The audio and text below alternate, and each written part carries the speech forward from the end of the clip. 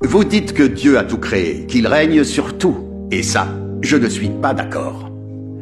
La science n'a pas vérifié cela. Donc, je ne peux pas y croire. Je ne crois qu'en tout ce qui est créé par la nature et change au cours de l'évolution.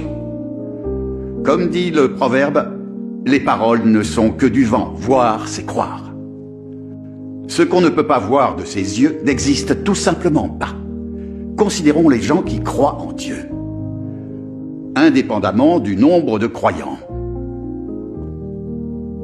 Qui a vu Dieu? À qui Dieu est-il apparu?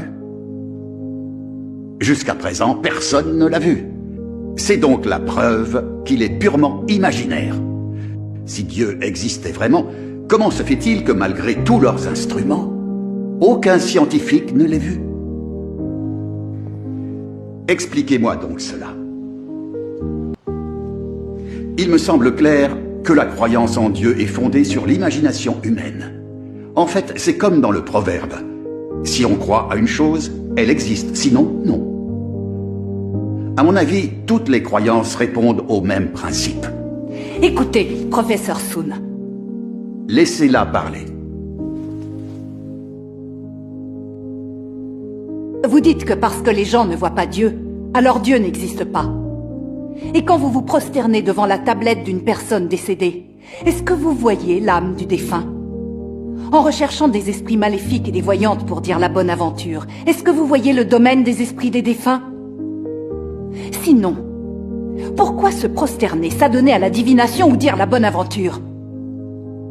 Vous répétez que Dieu n'existe pas et vous prêchez l'athéisme à grande échelle.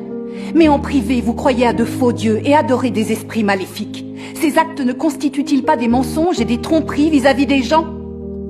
Vous voyez bien que les paroles et l'œuvre du vrai Dieu sont la vérité et qu'elles apportent à l'homme lumière et salut.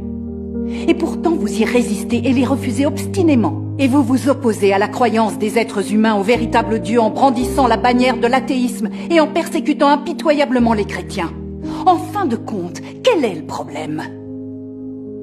Professeur Sun, pouvez-vous l'expliquer clairement? Dieu est esprit. Bien qu'on ne puisse voir son corps spirituel, on peut entendre Dieu prononcer des paroles. Et on peut voir l'œuvre de Dieu. C'est un fait qui est absolument irréfutable.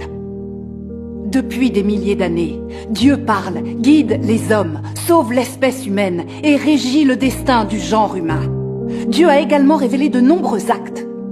L'expérience humaine et la connaissance pratique de ces choses ont donné lieu à bien des proverbes, tels que « Aide-toi et le ciel t'aidera »,« L'homme propose, Dieu dispose »,« Les hommes sèment, mais la récolte dépend du ciel »,« Le ciel donne toujours un moyen »,« Les plans des cieux supplantent les nôtres »,« Le destin de l'homme est écrit dans les étoiles », etc. Tout cela prouve bien qu'il existe un souverain qui régit et agence tout le monde humain, qui dirige, bénit et nourrit cette humanité. Il y a aussi des expressions fréquentes comme « un esprit observe juste au-dessus de ta tête »,« les gens agissent, les cieux observent » et « on récolte ce que l'on sème ».